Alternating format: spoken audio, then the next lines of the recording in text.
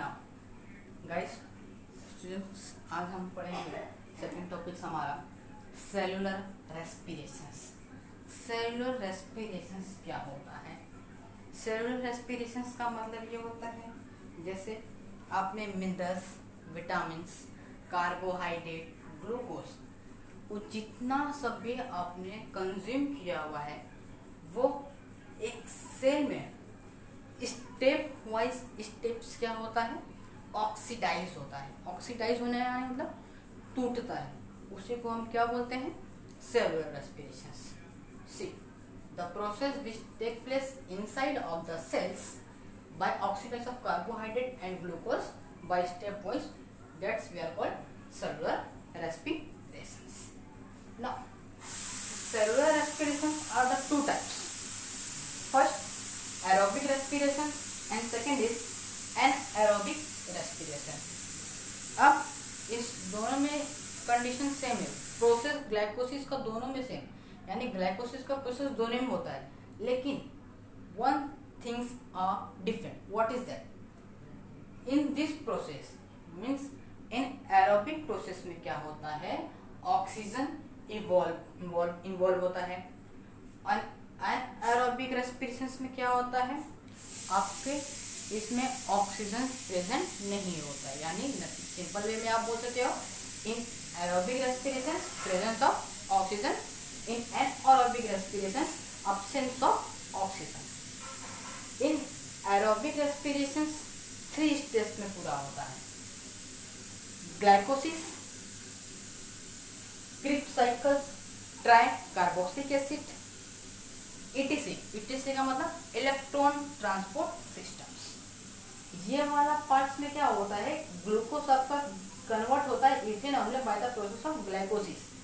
लेकिन aerobic respiration का जो पार्ट्स है वो आपके टेक्स्ट बुक में नहीं दिया हुआ है, तो फिलहाल इस टॉपिक्स को हम इतना ही पढ़ेंगे.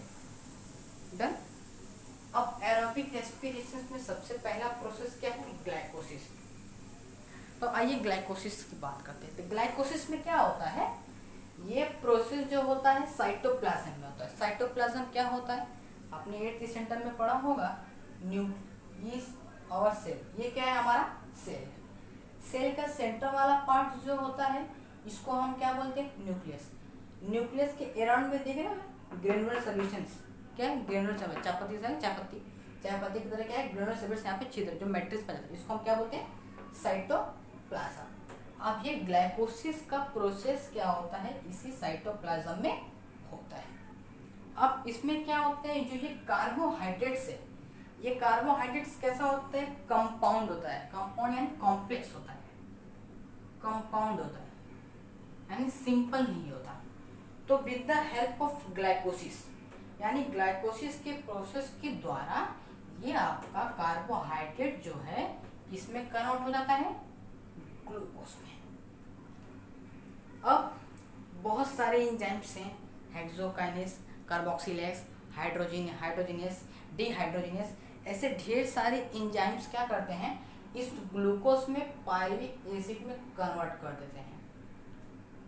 मैंने यहाँ पे इस तरीके से क्यों लिखा हुआ है, क्योंकि आपके टेक्स्ट बुक में कितने सारे एंजाइम्स, 9 एंजाइम्स जो हैं उनके बारे में एक्सप्लेनेशन नहीं किया है.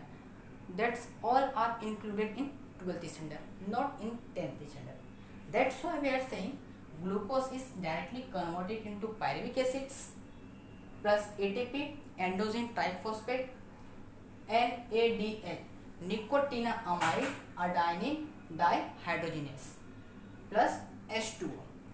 और किस glucose converted to pyruvic acid with the help of enzymes.